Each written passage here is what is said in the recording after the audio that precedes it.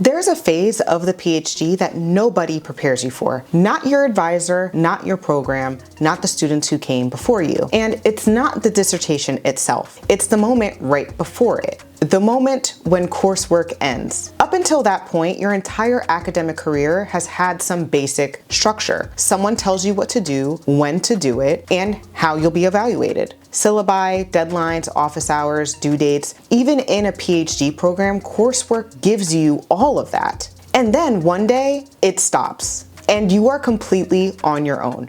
And that's when a lot of doctoral students quietly just start to fall apart. Today, I want to talk to you about what actually happens in the post-coursework years, why so many students struggle, and more importantly, what you can do not to be one of them.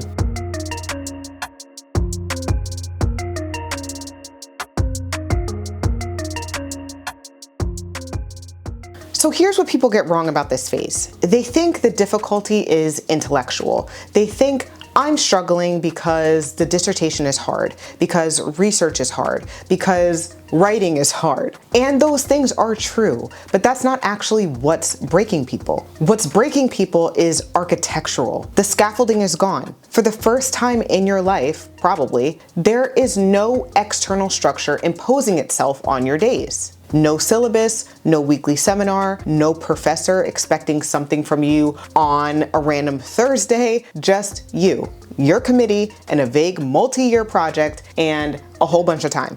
Most doctoral students have never operated in that environment before, and nobody tells them that learning to operate in it is its own skill, completely separate from their research skills. So let's talk about what that actually looks like and what to do about it. So first, the transition is rarely dramatic. You don't walk out of your last seminar and feel lost. Usually what happens is the complete opposite. You feel relieved that your coursework is exhausting, and having it end feels like freedom, of course. But about 4 to 6 weeks in, something really shifts. You realize you've been getting ready to work for a month without producing much of anything. You've been reading, you've been organizing, maybe writing a few notes, but there's no chapter, there's no progress that you can point to, and no one has asked you for anything. And that's when the anxiety starts. Here's the thing, anxiety in this case is actually useful information. It's telling you you've been operating on momentum from the coursework years, and that momentum has run out. Now you have to build your own engine. The students who struggle most in this phase are the ones who interpret the anxiety as a sign that something is wrong with them, their intelligence in most cases, or their fit in the program, or their research. That is a misdiagnosis, a gross misdiagnosis. The problem isn't you, the problem is that you're trying to do a new kind of work with a new skill set that was built for a completely different environment. The students who navigate this phase well are the ones who recognize the transition for what it is. It's a structural problem, not a personal one, and they respond by building that structure. When the external structure disappears, most students fill it with 3 things. And all 3 of them feel like work, but none of them actually move the dissertation forward. The first is endless reading. There's always one more theoretical framework you haven't engaged with yet. Reading feels productive because it is intellectually active. You are learning things. But at some point, reading becomes a way of delaying the moment when you have to produce something original and put it in front of other people. If you've been in the literature for 6 months without writing a single substantive page, reading has become avoidance, and we have to recognize that. The second issue is usually perfectionism. This one is especially common among students who were high achievers in coursework. You sit down to write and nothing feels good enough. You write a paragraph, you delete it, you write another, you decide it's not sophisticated enough. The chapter never gets drafted because the first sentence has to be perfect before you move on to the second, which isn't going to happen. Perfectionism in this phase isn't a quality standard. It is a stall tactic. We have to get out of perfectionist mindsets. The third issue that not a lot of people talk about is isolation. Without a cohort of classmates and seminars together, without a weekly rhythm forcing you into the same room as other people, post-coursework students often become socially disconnected from their program. And isolation makes everything worse. It makes the work feel more lonely, and the setbacks just feel more catastrophic because you don't have anyone to relate with, and the progress just feels more invisible. The common thread across all 3 is that they feel like PhD behavior. They look like what a doctoral student does, but none of them produce the thing that the PhD actually requires you to produce. So what do you do instead? You build a structure deliberately. And I want to be very specific about what that means, because I'm not talking about like motivation. Motivation is unreliable. Structure is not about what you feel. It's about what you've committed to regardless of how you feel. So there's 4 things we can do here.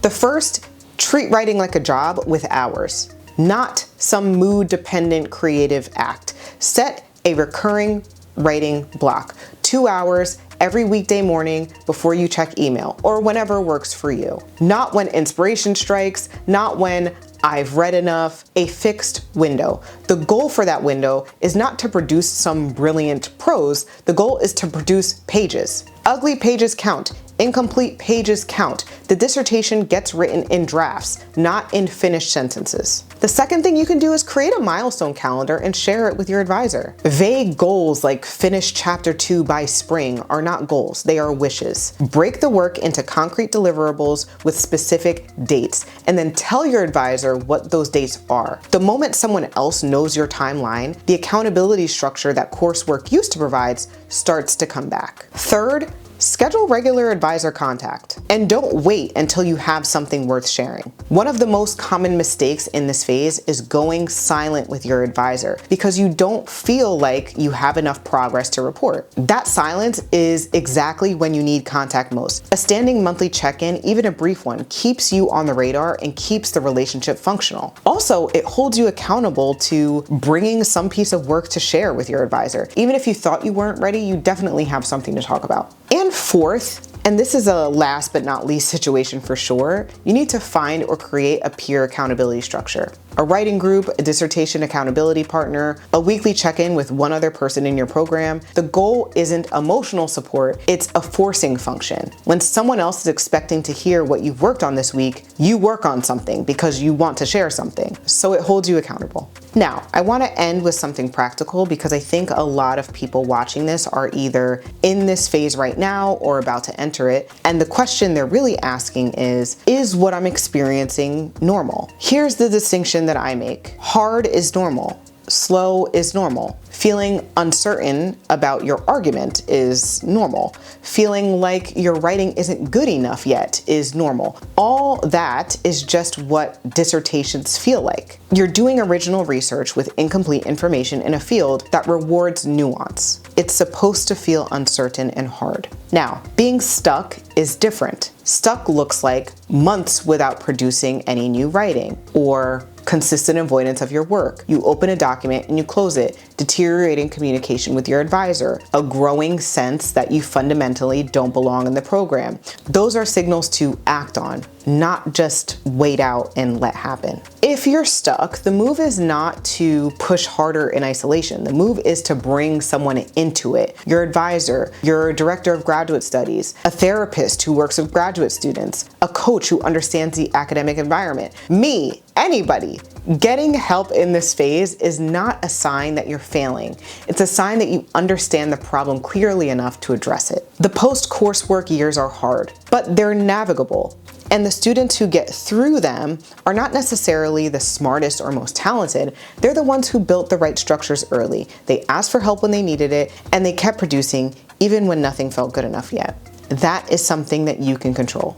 So if this is where you are right now or where you're headed, drop a comment. I read them and I want to know what's actually going on for people in this phase. And if you want to work through more directly, the link is in my bio. I'll see you on the next one.